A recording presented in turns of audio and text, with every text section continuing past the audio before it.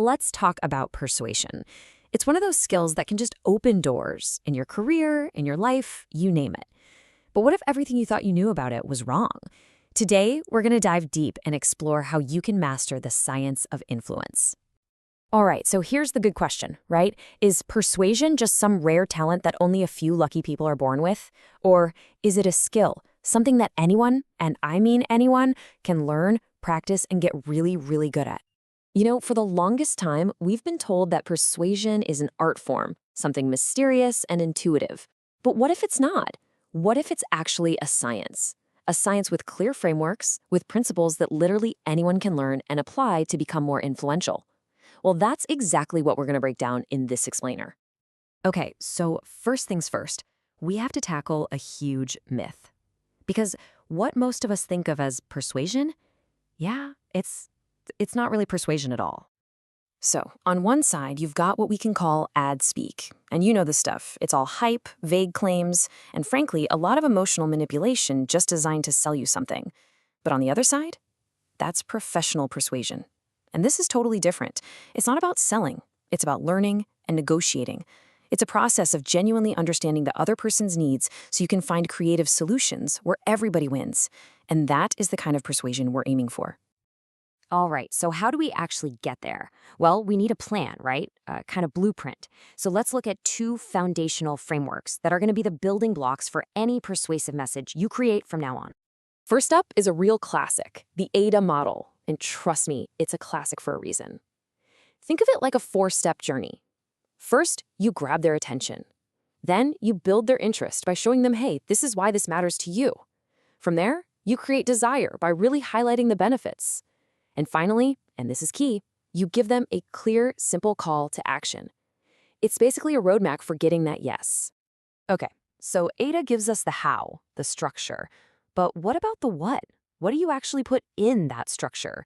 Because a strong framework is pretty useless without a compelling message at its core.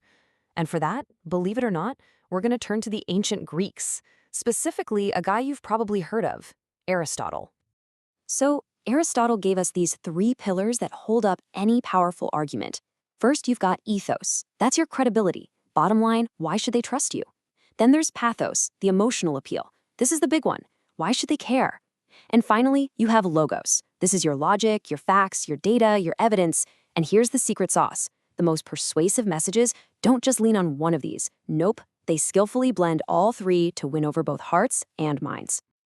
Okay, great. So now you've got your structure with AIDA, and you've got your core appeals, ethos, pathos, and logos. But to make them really, really effective, you have to tailor your message. You have to know your audience.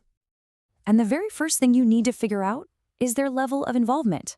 I mean, how much do they actually care about this topic? And usually it just boils down to how much the outcome is going to personally affect them. And check this out. Here's a killer tip that comes from research done at MIT. If you're talking to a highly involved audience, people who really care, you need to focus on logic. Your central arguments, your data, your logos is what will win them over. But for a less involved audience, they're going to be swayed by peripheral stuff. Things like your credibility, your title, your ethos can actually be the thing that tips the scales. Now, the same idea applies to how you handle their bias. Let's say your audience is skeptical. The best move? Use a 2-sided argument. You have to acknowledge their objections head-on. That's how you build trust. But what if they're already on your side? Well, then a 1-sided argument is way more effective. Just reinforce what they already believe and guide them straight to that call to action. All right, we know our audience, we know how to tailor the message. Now let's get tactical. I'm going to show you how to build an argument that is simple, logical, and basically bulletproof. And to do this, we're going to use something called the Tolman model.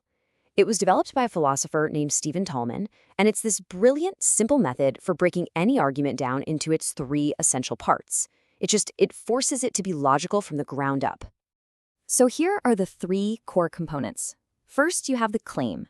That's simply the assertion you want to prove.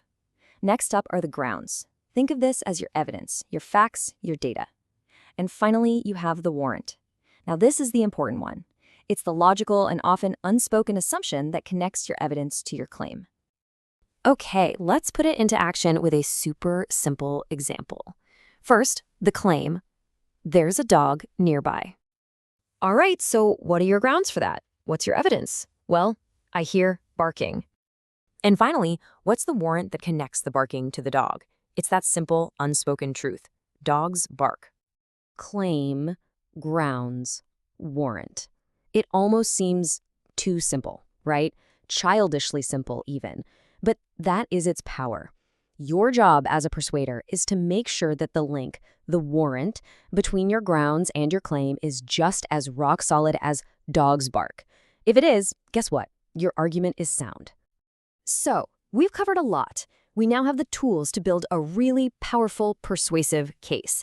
But this brings us to our final, and honestly, our most important section, the ethical bottom line. You see, Aristotle didn't see persuasion as some kind of trick to manipulate people. No, he saw it as the skill of a good person, someone who could thoughtfully see all sides of an issue and communicate with real integrity. And that brings us to a kind of ethical code for persuaders. These are the big do-nots. Do not use false or distorted evidence. Do not intentionally use illogical reasoning. Do not deceive your audience by hiding your real purpose. Do not oversimplify complex issues into these black and white choices. And maybe the most important one of all, do not advocate for something that you yourself do not actually believe in. This right here, this is the line in the sand between persuasion and manipulation. And that's a wrap. You now have the frameworks, the appeals, the tactical models, and the ethical code. We've shown you that persuasion isn't some magical art form. It really is a science, a skill that can be learned by anyone. So the only question left is, now that you have these tools of influence, how are you going to use them?